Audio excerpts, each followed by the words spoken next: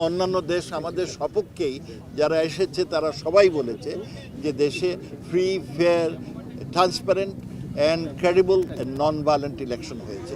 গণমাধ্যমকে জানানো হয়েছিল কূটনৈতিক, আমন্ত্রিত বিদেশি পর্যটক এবং সাংবাদিক, দেশের বিশিষ্ট নাগরিক, পেশাজীবী, গণকর্মীদের পররাষ্ট্রমন্ত্রী সংসদ নির্বাচন নিয়ে ব্রিফিং করবেন। কিন্তু বিকেলে ফরেন সার্ভিস একাডেমিতে বক্তৃতা দিতে গিয়ে আব্দুল মোমেন বলেন, আজকে কোনো ব্রিফিং হবে না। আজকে অনুষ্ঠানটি মূলত কৌশল বিনিময়। আমাদের সহকর্মীরা আপনাদের সঙ্গে একটি নোট বিনিময় করবেন। পররাষ্ট্রমন্ত্রী বলেন, আপনারা অনেকে এসেছেন বলে আপনাদেরকে ধন্যবাদ। আমরা ভবিষ্যতে আরও চমৎকার অংশীদারিত্ব এবং সহযোগিতা প্রত্যাশা করি। 2024 সালে আরও চমৎকার বাংলাদেশ, ক্ষুধা ও দারিদ্র্যমুক্ত বাংলাদেশ গড়ার ক্ষেত্রে আপনাদের সহযোগিতা পাব। আপনাদের অংশীদারিত্ব, সহযোগিতা ছাড়া আমাদের এই অর্জন সম্ভব নয়। গত 52 বছরে আমাদের অনেক সাফল্য এসেছে। বন্ধু দেশগুলো অংশীদারিত্ব এবং সহযোগিতার মাধ্যমে আমরা এসব অর্জন করেছি। আমরা ভবিষ্যতে এবং এবছরে আরও সহযোগিতা চাই।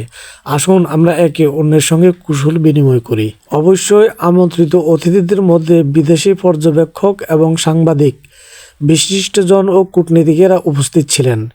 কূটনীতিকদের মধ্যে ঢাকা রাশিয়ার রাষ্ট্রদূত আলেকজান্ডার মানেস্টিক, চীনের রাষ্ট্রদূত ইয়াও ওয়েন, যুক্তরাজ্যের হাইকমিশনার সারা কুক, জার্মানির রাষ্ট্রদূত আকিম টুস্টার, কানাডার রাষ্ট্রদূত লিলি নিকোলাস, ইউরোপীয় ইউনিয়নের রাষ্ট্রদূত চার্লস হোয়াইটলি, জাতীয় সংঘের আবাসিক সমন্বয়কারী গোয়েন লুইস সহ অন্তত 50 জন কূটনীতিক এবং আন্তর্জাতিক সংস্থার প্রতিনিধি উপস্থিত ছিলেন। পরে সাংবাদিকদের প্রশ্নের জবাবে চীনের রাষ্ট্রদূত ইয়াও ওয়েন বলেন, বাংলাদেশের নতুন সরকার ও জনগণের সঙ্গে কাজ করতে চীন অঙ্গীকারবদ্ধ।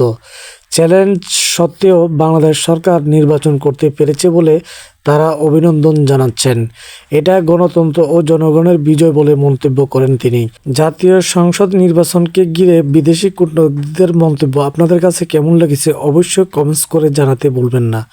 বাংলাদেশের সমসাময়িক বিষয় এবং বিনোদন জগতের সকল সত্য আপডেট জানতে ওহিদুর মিডিয়া চ্যানেলটিকে সাবস্ক্রাইব করে সাথেই থাকুন।